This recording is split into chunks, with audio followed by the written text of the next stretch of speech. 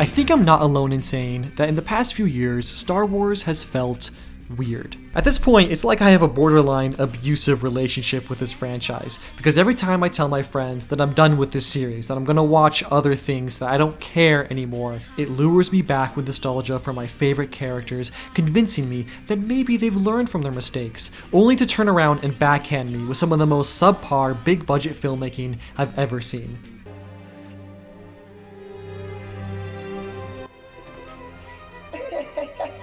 And maybe this is a result of the universe beginning to feel oversaturated, overstuffed, and just over the top.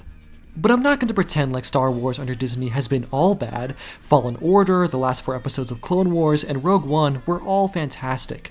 But for every home run this franchise seems to hit, there's at least 2 more faceplants soon after. Whenever new Star Wars projects were announced, I used to be excited, eager to see what new stories were going to be brought to the table. But now, they just kind of depress me. Like, who even asked for half of this? Acolyte? A droid story? Andor? Who the fuck cares about Andor? Doesn't he literally die in that one movie? God, that's so stupid. Oh, and look, there's a trailer for it right now. Let's react to this right now. Oh god, this is gonna be embarrassing. Okay, yeah. All right, well, the cinematography is decent at least. What do you expect for $100 million? Yeah. Okay. Okay. Well, that was kind of cool actually, but whatever. Okay. Alright, so maybe this doesn't look that bad. This actually looks pretty good. This actually looks really good. What is happening right now? Are you telling me the Andor show, the fucking Andor show, looks better than Kenobi? So, Andor is amazing, and easily the best Star Wars project released during Disney's bumpy reign over the franchise. I'd even go a step further and say it's the best Star Wars I've seen since Empire Strikes Back. And the worst part is that it feels like no one is talking about it. At least, not nearly as many people were buzzing over Kenobi, The Mandalorian, or even the Book of Boba Fett. And while this is a bit of a letdown, can you really blame people for letting this show fly under the radar? The past few Disney Plus series have been pretty disappointing, at least for me. They felt rushed, poorly paced, oddly cheap at times, and they really seem like they were originally written as movies that were later inflated to try and match the 6 to 7 episode runtime of a TV series. And sure, The Mandalorian was pretty solid, filled with great action and characters, but even that had its share of stale and uninspired episodes, some ranging from harmless and entertaining to others being bland and heavily reliant on cameos. But then somehow Andor comes out of nowhere, a show no one asked for about a character no one really cares about, and it somehow has a better production value, a tighter knit story, better written characters, a phenomenal soundtrack, and near perfect pacing. And nearly everyone I see online shares my sentiment. They all think Andor is a phenomenal show and sing high praise for its writing and ambitious storytelling. But does everyone on the internet think the same way? And if not, what are their criticisms? And what do they think of Andor? Do they even care? Well... When it comes to the Andor series, I'm not going to cover this show. I love Rogue One and it has one of the best endings to a Star Wars movie, but Cassian Andor just isn't a character that I would watch a show about. This series doesn't really interest me and I'm not excited to make content about it. I'm glad most people are loving this show, but it's just not for me and that's okay. Articles that are saying this is what Star Wars needs to be. Andor is everything Star Wars needs to be. This is the best Star Wars we've had. What the fuck are you guys smoking? Dude, right? What? Like, what? There's a lot of stuff that's like individually mad decent in Andor, right? Like the Sure. acting, the set pieces, you know, some of the sound design, you know, the performances I think are really good. The people are handing in a really good performance. But it's all put together in such a way that I just think is so completely boring. I think if Lucasfilm wants to go forwards and create more shows, I think it would be really beneficial if they created a General Grievous show. I think that would do absolutely amazing. They could make it animated if they wanted to, but I think even live action would hit. You know, Honestly, even Grievous in sort of like the style of Andor being like just more gritty and really like focusing on his like career Yes. and like what brought him to that. Like I Yes. could absolutely see that. You know, there's like a built-in draw to that. I think so. Absolutely, yeah. But I would like for them to create stories that kind of build upon the characters that we already know, or cover the characters we already know, but just like do it better? Couldn't do it better be the balancing of fan service, nostalgia, and new. You know what I mean? Like, I just feel like there needs to be a better balance. I think like all these people that are saying it's such a great show, the show itself is great, but is it a great Star Wars show? Yeah, I don't think so. Not really. No. Yeah, I mean, I like, actually, I think it's actually hurting the brand, which some.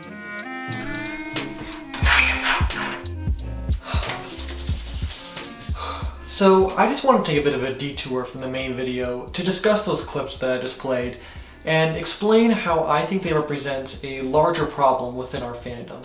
In regards to the first clip, I think it makes sense that Matthew Ramos, most commonly known as Soups, wouldn't really want to review Andor, because it doesn't really fall into the category of content that his channel and persona revolves around. Rather, Soup's content focuses on covering whatever the new big flashy and exciting thing in pop culture is. So this usually means his center of attention is on whatever new big comic book movie or show is set to come out, and theorizing what kind of cameos or crossovers it will include. And I don't think there's anything inherently wrong with this type of content. I think he knows that following popular trends will get him more views, and so that's what he delivers to his audience. However, I worry that his dismissiveness of Andor is going to push away a lot of those fans who were on the fence about watching the show, who would have otherwise maybe enjoyed it had they given it a chance. I guess Soups would rather spend his time recording himself screaming in a movie theater during an after-credits scene or something. Let's go! I think that's where his true passion lies. That's what he wants to do. I'm being kind of an asshole. Okay. But it was really the second clip of Star Wars Theory and his friend Josh discussing Andor that really kind of frustrated me. In these clips, Star Wars Theory and Josh discuss how, despite the fact that they liked Andor, they still think that it struggled to find that balance between fan service and original storytelling. Which only really makes me think, well, haven't we already gotten enough of that? The past 3 shows and I don't know how many movies were filled with fan service, yet that didn't make the shows better. Some might even argue that their over-reliance on that made them worse in some ways. And it's not like Andor has a lack of fan service. The show constantly refers to people or things that we're already familiar with. It talks about the Emperor, and it repeatedly shows us characters and planets that we've seen before. And I personally think that this take on Andor is especially bizarre given what Star Wars Theory has said in the past about the Disney Star Wars trilogy and how he thinks they lacked coherent storytelling, good character arcs, and just acceptable writing in general. So much so that he decided to take the power into his own hands and crowdfund his own Darth Vader short film, which was filled with fan service and was badass, and I just loved it. So it's especially frustrating to see him and his friend turn their back on a series and dismiss it as boring or slow or inaccessible to fans just because it doesn't center around characters or storylines that we've already seen countless times before. And then to further insinuate that the show would somehow be made better if it instead focused on a character we were familiar with, like General Grievous, makes me really think that they just missed the point. Now I want to make it clear that I don't have any problems with Star Wars Theory personally. He seems like a cool guy and he makes pretty good content. However, I think his general attitude and dismissiveness towards Andor is emblematic of a greater problem Star Wars fans have of being unable to experiment and step out of their comfort zone. And in a certain sense, I can't really blame them. A lot of the time when Star Wars tries to do something experimental, it doesn't work. But the times that it does work, I think we get some of the best Star Wars content in the entire franchise. And that sort of brings me to the point of this video, why I'm making it. I wanted to take the time to tell you why I love Andor, what I think it does really well, and why I think you should spend the time to sit down and watch it. I think this is the level of content and effort that we should be rewarding and that we should be getting more of. So with that, let's jump into part 1. Character writing and plot. I know it's weird to lump these two things into one category, but just hear me out for a second. A major issue I've had with all the streaming original shows recently is that it feels like the writers have a certain story point they want to reach. A big epic climax or reveal that they want to get to, but they don't have a roadmap of how they're going to lead the story there. As a result, the characters hardly feel like they have any real agency or purpose, rather functioning as vessels to drive the plot forward. The best example of this that I can think of is the infamous final season of Game of Thrones. The showrunners, commonly known as the D&D brothers, knew how they wanted the show to end. Apparently. Or at least it seems like they had a rough idea of where the characters would end up. But then they didn't put in the work and time to make that conclusion coherent or plausible, with nearly every character's writing suffering as a result, each being warped and changed in order to fabricate drama and reach a specific story beat, even if it contradicted everything we knew about those characters. If your precious Bendy commanded you to kill your own father and stand by while thousands of men, women and children burned alive, would you have done it? For every one of the million people in that city, innocent or otherwise. To be honest, I never really cared much for them. Innocent or otherwise. See that Daenerys Stormborn made every effort to avoid bloodshed. I am not here to be Queen of the Ashes. Which is it, Danny? Do you care about the innocents or not? Never mind. I guess she made her stance on that pretty clear, didn't she?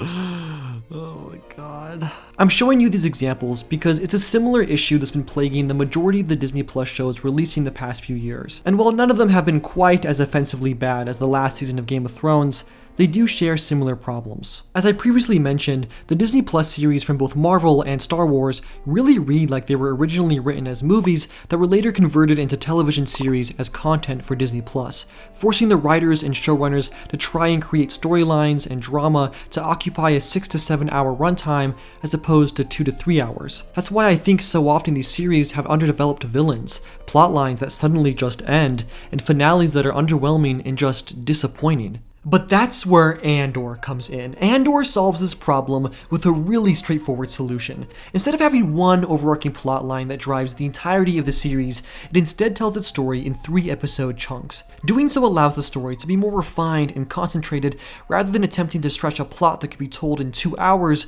over the span of 6 episodes. By making the show into these different chapters, as I like to call them, we're given more time to focus and develop each storyline rather than trying to cram everything into one all-encompassing plot. However, I do think Disney really should have released this series 3 episodes at a time, as opposed to one week to week. While I do think the 3 episode chapters are immensely satisfying when completed, because they act as individual acts within one storyline, they can feel a bit awkward to watch individually. But regardless, this 3 episode format improves the storytelling, and I wish more Disney Plus series would adopt this style of pacing, as it gives the show more time to breathe, and to slow down to develop our characters. And let's talk about those characters for a second. Those beautiful, 3-dimensional, morally gray, real characters. The dialogue in this show is so brilliant in how it can deliver exposition, explain character motivations, and create compelling drama all without you really realizing it. When 2 characters are talking on screen, it feels like, well, just 2 people having a conversation. And that's like, yes, finally, holy shit!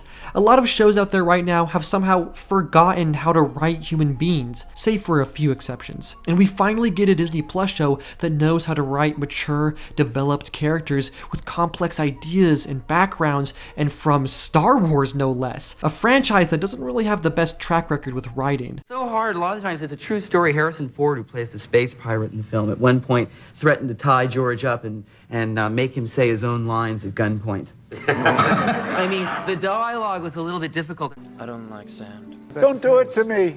I beg you. No. What I really love about Andor is that every character has a story. No one is outright evil, yet no one is also inherently good. In the first scene of the show, we see our protagonist accidentally kill a man, then proceed to kill his friend so there would be no witnesses. We see that he scams people and abuses the trust of those closest to him in order to get what he wants. Cassian Andor is kind of a piece of shit, yet you still find yourself rooting for him because he is so complicated, because despite the things he's done, we don't just see a criminal, rather a man trying to survive in a galaxy that chews people up and spits them out. This also goes for our antagonists. Take the Imperial officer of Aldhani, Jahold Bihaz, who has a whole monologue about how easily manipulated the natives of the planet are, and how the Empire plans to wipe them all out the second they outlive their usefulness. But even this evil Imperial hound is shown to have a family who he cares about, and is actively working towards getting them transferred to a better planet. And the show didn't need to include this. They could have easily just made him into a mustache-twirling villain, but they don't. Instead, they make that effort to show that his stakes in this story go beyond just selfishness, thus making a more interesting and engaging villain. Even though Star Wars has historically been about the fight of good versus evil, the light versus the dark, I personally prefer it when it challenges this notion of duality, presenting us with complex characters like Anakin Skywalker, Luke, Ahsoka, or Maul. Andor is almost too good at writing its characters, because when you look at how intricate and multi-layered they are here, then compare it to other Star Wars projects, it seriously feels like you're watching an alternate reality. And this brilliant writing doesn't just apply to the individual characters of Andor, rather, it also challenges the very premise of Star Wars, the factions that perpetuate the war. Part 2. Empire and Rebellion.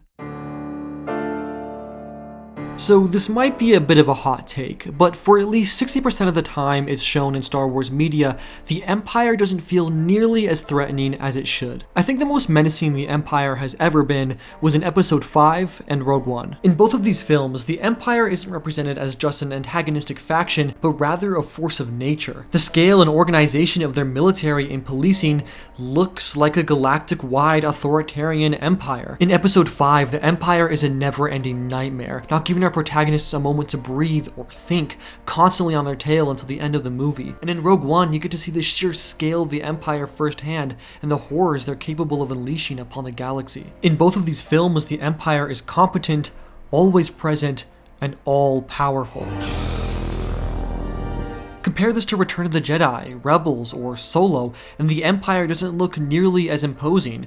Rather, they come off as clumsy, disjointed, incompetent, and not at all like the galactic dictatorship that has the universe under its thumb. Yet in Andor, you feel the presence of the Empire everywhere. It's this hulking beast that casts a shadow over the entire universe, constricting everyone and everything within it. This show dives into the inner workings and mechanisms of the Empire in a way that no other show or film has really attempted to before. We see the politics and infighting of the Imperial Security Bureau. We watch how senators struggle to operate and help their people, and we see how hellish and demoralizing Imperial labor camps are. This show has such intricate and brilliant world building in that you can actually understand why the people of the universe would want to rebel and topple the current status quo. This is something the sequel trilogy really fails to do. The Resistance and the First Order are barely developed, rather acting as spiritual successors to the two warring factions of the original trilogy. And it leaves you with questions like, who funds the First Order?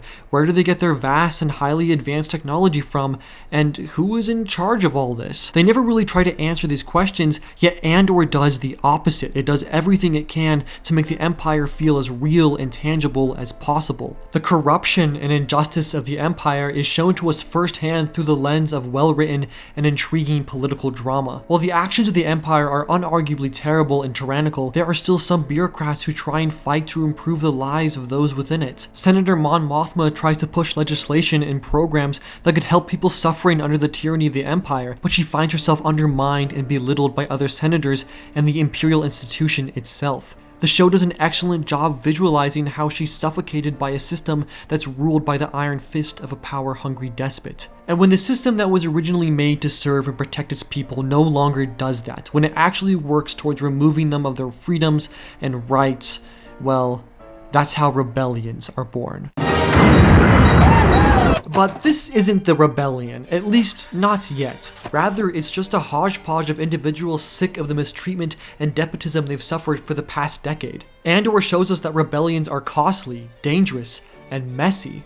In order to try and topple a galactic power, sacrifices need to be made, and this show never forgets to remind us. Of the 7 members of the Aldani heist, only 3 survive, and the heist arc was such a brilliant way to showcase the various kinds of people that make up the rebellion, ranging from radical liberationists like Nemec, to ex-stormtrooper Tamarin, or Sintra, whose family was killed by the Empire. They're extremely different people, coming from all kinds of walks of life, united by their shared anger and desire for change. They recognize that if they don't stand up now, then the Empire may become too powerful to ever truly oppose.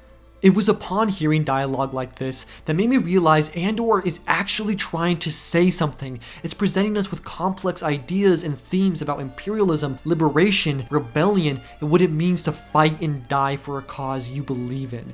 And how poetic is it that the guy who was writing an anti-imperial manifesto is quite literally crushed to death by the weight of imperial credits. Fuck, this show is so good, man! Andor shows us that the rebellion wasn't born because a bunch of people just got up one day and decided to start doing the right thing, fighting the good fight, but rather in response to the injustices and cruelties of a corrupt emperor, a corrupt system. The axe forgets, but the tree remembers. Now, I don't want to pretend Star Wars Andor is the first piece of media to tackle these themes. It's been done before many different times, and probably better. However, the fact that it makes an honest effort to challenge these ideas, to treat its audience like adults, and strive to give them something beyond baseline entertainment is such a breath of fresh air, as it feels like the majority of this franchise can be reduced to cushy, bland toy advertisements that have been audience tested into the ground.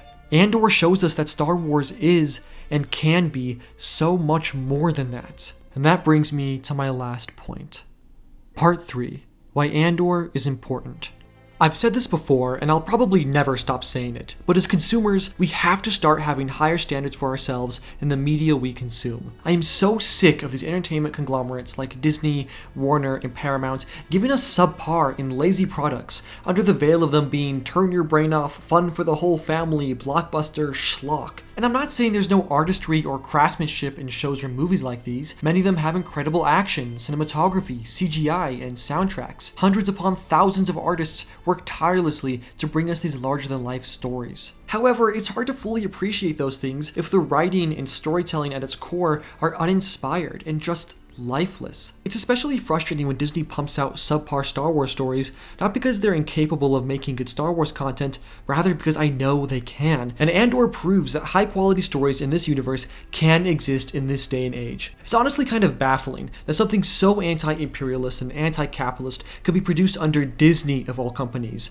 Walt films Mulan in the same region as a Wager concentration camp, Disney. My personal theory as to why this show turned out so good is that Andor is such a minor character compared to Obi-Wan or Boba Fett, so there was far less corporate oversight and strict deadlines in the development of the series. It seems the writers and directors had much more creative freedom and time to write thoughtful and interesting stories. And that's probably why it's so good. It looks, feels, and sounds like it was made by artists who were excited by the art they were creating and proud of it too. So maybe Andor is a sign that Disney needs to take more risks on developing lesser known characters, or even better, inventing new ones. Andor is easily the least watched Star Wars show to come out of Disney Plus, and that's a damn shame, because in my opinion, it's quite easily the best one out there. So my final message to you all, the viewer, the fellow consumer, is to support this series, or at least give it a chance, because this level of effort, passion, and care should be celebrated. Otherwise, Disney will have learned nothing from Andor and continue pumping out uninspired, nostalgia-filled nonsense, and will be buried under 1,000 more Skywalker spin-offs